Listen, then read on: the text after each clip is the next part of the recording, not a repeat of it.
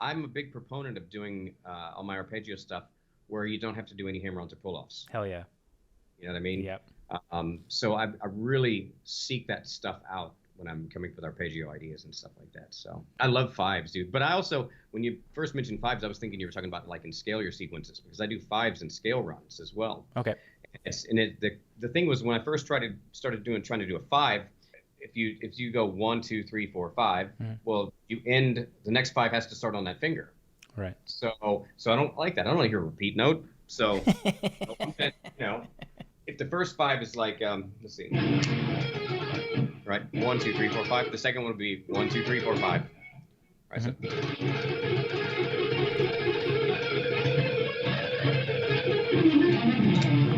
right. So every five is coming at you from a different direction, and the listener's getting hit with a barrage of notes. They don't know what the hell's going on. Yeah. And that's the way I like to keep it. But when I listen to other guitar players, I can just go, okay, dig it. I'm like, all right, whatever. You know what I mean? I don't want people, when they hear me, I don't want them to know what the hell I'm doing. Hell yeah, that's awesome. I love that. This episode is brought to you by sweetwater.com. If you want to find out everything that I play that they offer on their website, go hit the link in the description of this video. From like picks to pedals to guitar preamps, all of it is there. As well, if you want to watch the entire 1 hour long unedited video with transcriptions as much as we could do them, because oh my god, the playing is insane, hit the join button below and I'll see you there. Thanks so much. Back to the video. I'll mix fives with sevens and other groupings. A seven would be,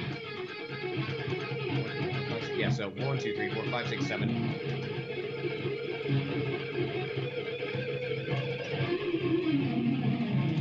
Right, so like that would be sevens. And then you can do 7, 5, 5 or 5, 5, 7. So 1, 2, 3, 4, 5, 6, 7, 1, 2, 3, 4, 5, 1, 2, 3, 4, 5. Right, so 7, 1, 2, 3, 4, 5, 6, 7, 1, 2, 3, 4, 5, 1, 2, 3, 4, 5, 1, 2, 3, 4, 5, 6, 7, 1, 2, 3, 4, 5, right, so on. Right, oh, so okay. Like, I come from the Paul Gilbert school of practicing, picking. Hey, dude, right? me too. So I grew up in Intense Rock 1, yeah. and I did everything Paul said. I didn't even question it. Gilbert was one of my biggest guitar heroes. Hell yeah. And so I practiced all that stuff. You're changing everything on an up pick. So I develop all my runs around changing strings on an up pick without realizing it. I can do a 3-octave run so much more comfortably than I can do a single position scale across one spot. Okay. But the way I get around that is I'll kind of mentally trick myself, and this is what I do. So if I think about every 2 strings is starting over, then it's not changing to the 4th string on a down pick. So if I go down, up, down, up, down, up, down, up, down, up, down, up, down, up, down, up, down, up. Yeah. Then I can do it better. Not great. Yeah. Not the way I'd like to do it, but I can do it better than if I just try to go down, up, down, down, up, down, up, down, up, down, up, down, up, down. Right? I have to treat it as 3 groups of 6. You're probably familiar with Troy Grady. Oh, yeah. Dude, I was one of the first guys he filmed. Oh, yes, that's right. That is. I had all this big, when he had the big contraption all mounted to my guitar and shit. I remember. He talks about chunking together. No, and so that's exactly what you're doing. You're just chunking together 6 notes, and you're going, "Hey, here's the chunk," and then I'll pack. But I mean, it's interesting that you say you basically deceive yourself while you're playing, which is pretty funny. You're like, I'll think about it a different way, but there's no way to do it. I mean, you could never think about the individual notes, so you just need to chunk it out. You gotta feel it. And the whole chunking thing, that's like a newer thing. So. That was never part of my thought process. Sure. I was never super analytical of my technique. I wasn't the guy that, how were you talking about earlier, like stopping it and checking out what is he doing here and all that stuff. Right. I wasn't that guy. I just watched it and I just had to do it. You know what I mean? Mm-hmm. It wasn't. I didn't. It's like when somebody told me to get a metronome when I was a kid, and I said, okay, got one. I played everything, did the quarter note, went chunk, done.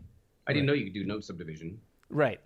Yeah. I had no idea. I was like, I thought metronome was to help you with timing, not speed development. Going back to that 5-minute thing, that's how I developed my speed. Yeah. What is going on? What's the deal with the 5-minute thing? Sure, man. I practice everything in 5-minute increments with the timer, like a kitchen timer or cooking timer or whatever. Back in the days, take my mom's out of the kitchen and wind up one. Now everybody's got one on their cell phone or computer or whatever. But yeah, I practice everything in 5-minute intervals. So if I have my practice schedule out, alternate picking, hammer-ons, pull-offs, tapping, string skipping, sweep picking, whatever, right? I practice each section, whatever it is, I only do one technique at a time, right? So if I'm going to work on alternate picking, I'm going to do all my alternate picking stuff at once before I go to another subject, right? Everything that's on my practice list or schedule, is practice 5 minutes apiece every day, nonstop. 5 minutes of repetition on each idea. Now, again, it's like I was talking about a minute ago. It's kind of like being on a treadmill cycle. For those of you that have never been on a treadmill, if it has a program, right, it'll start you off walking, then you go to fast walking, and then jogging, sprinting, jogging, fast walking, and it cycles you through it, right? So you don't have to really think about it too much. You just got to try to keep up. Now, when you're doing this yourself with the timer, you have to gauge yourself and make sure that you don't push so hard right out of the gate that you just blow your arm out. You know what I mean? Sure. You need to. It's the concept of 5 minutes of nonstop repetition on each example you're playing. Now, how do you use this method to get faster? Well, at some point in every 5 minute interval, you're going to establish what your fastest clean speed is. And then when you establish your fastest clean speed, then you're going to push it till it breaks up. And as soon as it breaks up, then you reel it back into your fastest clean speed. And then you push it. You'll do this constant pushing and pulling, right? Now you're going to do that. Again, you have to listen to your body. You can't just try to do that for 5 minutes. That's not what it's about. It's about 5 minutes of nonstop repetition. But at some point, you do need to establish your fastest clean speed and start pushing it until it breaks up. Push, pull, push, pull, push, pull. Right. Within a few days or a week or so, your new speed's your old breakup speed. I can't tell you how many times I've talked to students before, and they're like, "Oh, well, I practiced this for an hour." I'm like, "You practiced one exercise for an hour? Are you nuts?" You could have divided that hour into 5 minute sections and practiced all these other licks.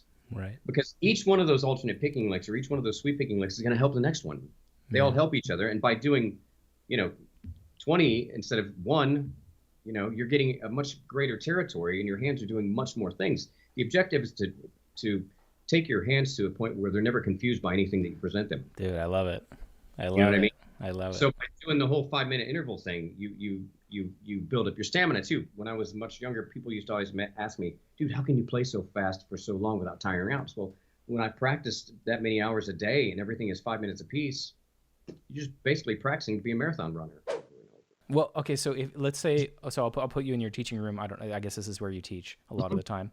So you're there and you have a student come on Skype or come into the room or whatever, and they want to take lessons from you and they have similar interests maybe. What's the one thing that they'll play, or maybe the couple things that they'll play that you'll go, oh shit, you're pretty good at it. And it doesn't have to be speed. Like, what is because for me, vibrato and feel is the thing. Yeah. When somebody comes in and they'll play a note and they get some sweet vibrato, they could be sloppy with everything else. I don't give a fuck. It's like, damn, you got something. Like you've trained your ears to sync up with your hands, specifically your fretting hand, and really get the rhythmic, nice wide vibrato. I was like, oh damn, like Sure. And I have some things I want to talk about with vibrato in a second. But on to answer your question, it just depends. It's not any one thing. I mean, sometimes because I get students of all ages and levels and stuff like that. So it's like I got to see you play a little bit. Yeah, of course. You can even make an assessment on where to go and what to do. You know what I mean?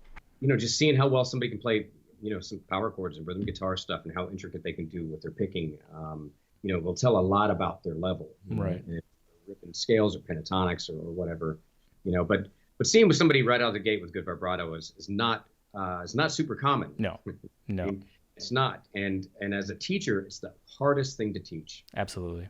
Because you can't, everybody wants to bend in vibrato by bending the joints in their fingers. Yeah, of course, yeah. It's like, well, if you have your palm against the bottom of the neck, you have no choice but to bend with the joints of your fingers. And that's the last thing you want to do. I mean, for me personally, bending in vibrato is all hand. Yeah, wrist. It's not about, I don't bend with the joints in my fingers. I bend with my wrist, Yeah. And then trying to teach somebody about bending with your wrist, that's such a hard thing. It's like, I'll say, it's like turning a door handle. Yeah, totally. Yeah. You got to lock your hand in, put it in the pocket, start with your hand so that the palm of your hand is facing down, shooting down to the ground. So you got about a gap like this much between your hand and the palm of your hand and the fretboard, so that when you go like this, you got somewhere to push the string. If you start like this, well, you got nowhere to go, and the only thing you can do is bend the joints in your fingers. The art of the fulcrum too, because when you bend toward the floor, you're prying against the joint of your finger. It's concentric and eccentric movement, I guess. So eccentric would be pull. Eccentric would be. Concentric would be. So you're doing, and concentric generally, they are really different operations. And so getting a really nice, smooth eccentric and combined, like it's two different operations. Yeah. People don't understand that it should be rhythmic because it also is just a fast bend. It's a series of fast bends. They should be going up to the same pitch and back down to exactly the same pitch. and it should be nice in key with the music. Although oftentimes vibrato, you can kind of get away with it because it really is like a trill to another pitch, but you can kind of get away with it for the most part. But yeah, the concentric eccentric movement, get them both really nice and slow up to the same spot, and then rhythmic. It's like so many things. Like with fives, it works out great if you run across a single position.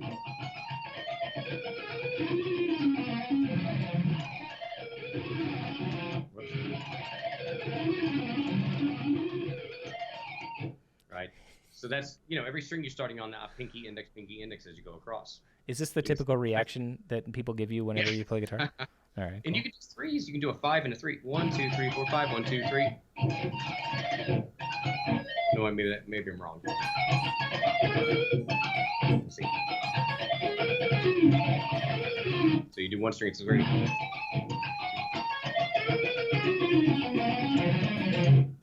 I'm gonna watch the video back later. Where can people find out more? So you got a website. You do lessons. Like, tell everybody what's going on. Yep. You can find out more about lessons at rustycooley.com. And just as a general keeping up just with what's going on, just Instagram, or my YouTube channel. Thanks so much for your time, buddy. I loved every second of it.